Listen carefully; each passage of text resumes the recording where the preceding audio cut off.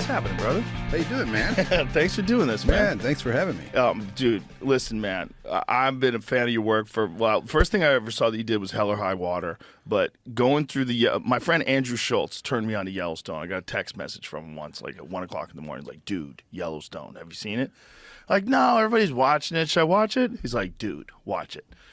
So I got into Yellowstone. And it goes like, Yellowstone is fucking great, but 1923 is better.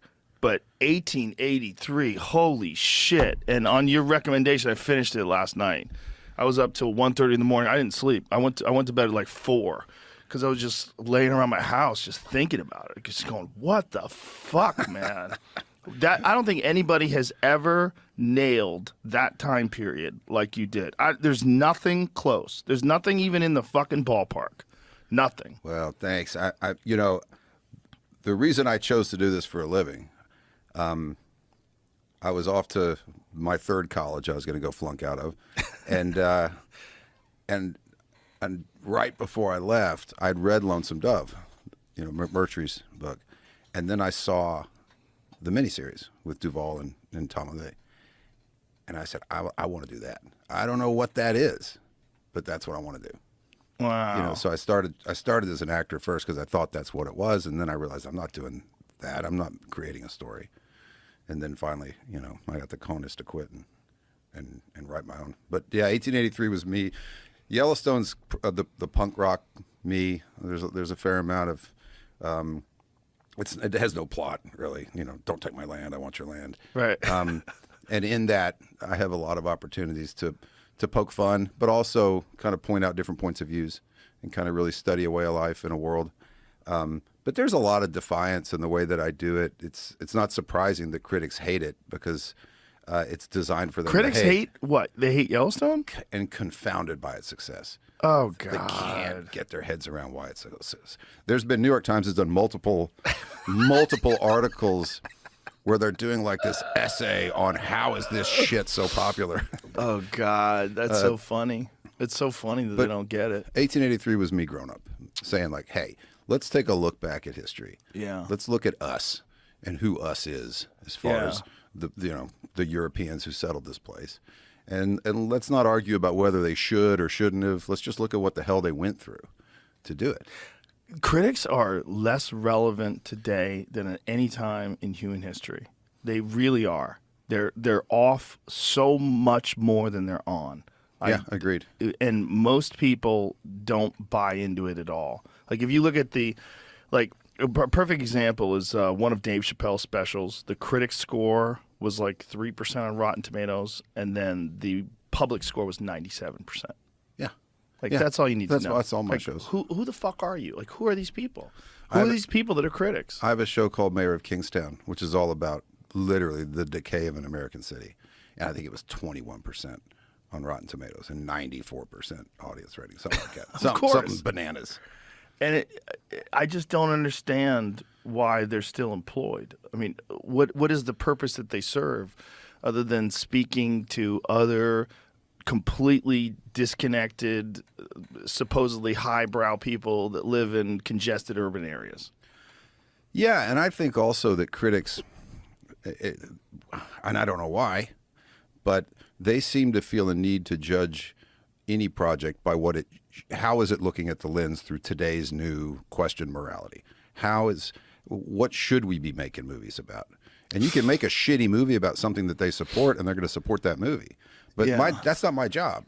My job as a storyteller is to pick a world and look through the window and not judge it and go, hey, here's what it was. Yeah. And here's the decision some people made. And, you know, for me, you know, the holy grail as a storyteller is entertain, educate, and enlighten. Don't give anybody answers, just lots of questions to think about. That's my job.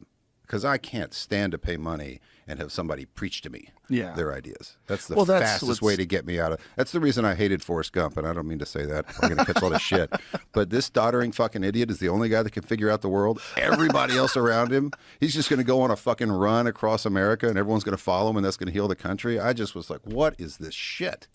Well, I think back then it was novel. Because the idea was like like it could be so much simpler that this simple guy could figure it out.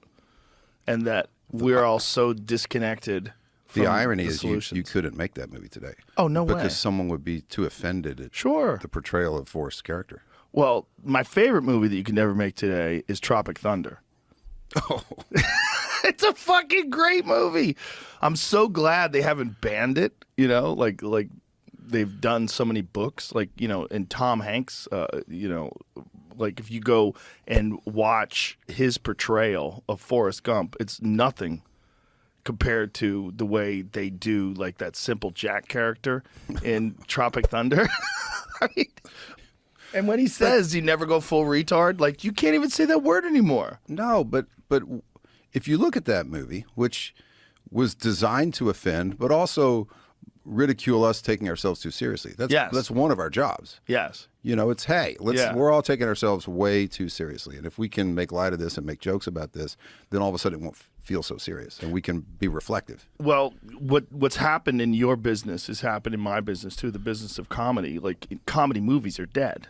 They've essentially killed the genre. All the movies that we grew up loving, like all the movies like Something About Mary and, you know, fucking, you can go down the line all the way down to Animal House. You could never make any of those movies anymore.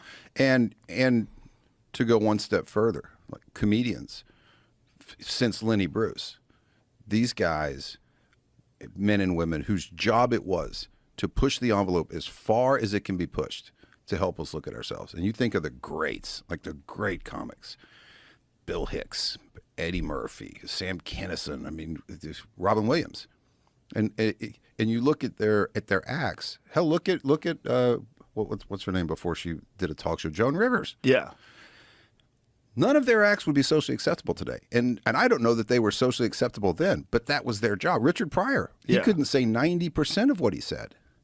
Yeah. But you need people to sit there and push those boundaries, because art to one person is offensive to another, but you got to have it. You got to have it all. Yeah, we say, you know, in the comedy world, we say we're the last line of defense, because this is where the woke meets the wall.